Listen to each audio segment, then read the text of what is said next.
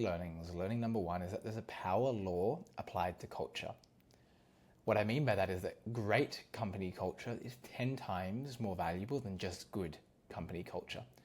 And given that's true, it's really, really important to actively invest into creating great company culture versus just good company culture.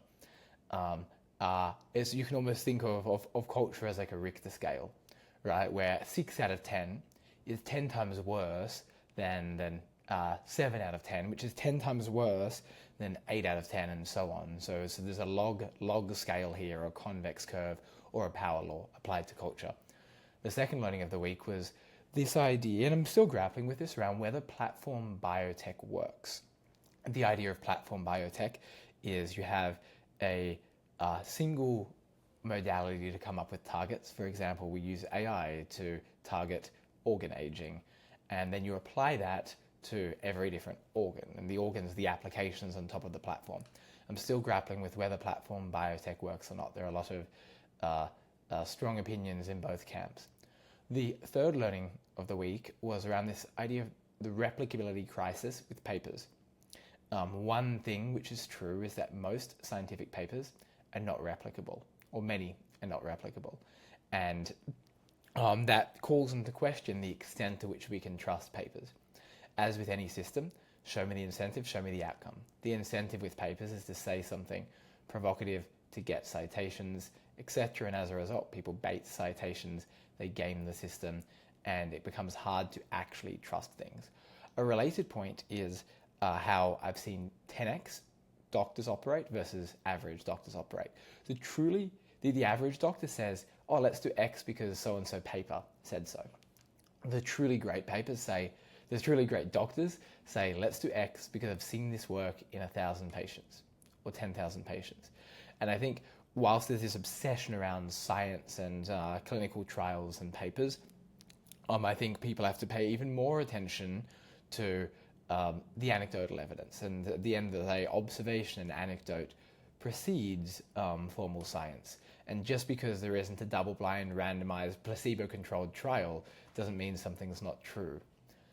Conversation number one that stood out was with a friend who's starting a VC fund alongside a systematic macro fund. And his belief is that by investing in deep tech venture capital, he'll have an edge in terms of information asymmetry for predicting macroeconomic outcomes based on technology-related factors.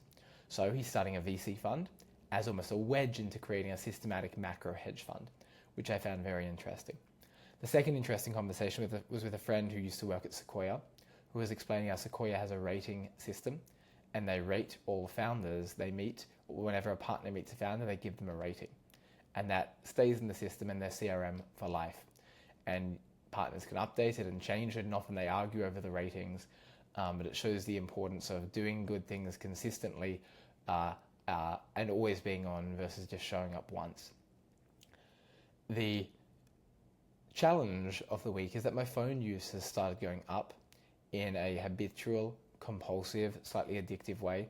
So the way I'm solving this is I'm keeping my phone in my room and I'm not touching it, and I want to keep it in the room for most of the day and only touch it when I intentionally choose to touch it versus when I'm habitually compelled to touch it. And I hope that I am far more focused as a result. I want to extend this to my computer as well and start to get back into the groove of distraction blocking and really getting into the zone of doing the highest priority thing rather than the urgent dopaminergic notification related thing. So that's it for the week. The learnings are that there's a power law applied to culture. Platform biotech potentially doesn't work. There's a replicability crisis with papers. The conversations were with a friend starting a VC fund alongside a systematic macro fund, Sequoia rating founders, and then my challenge is phone use, and the solution is keeping my phone in my room.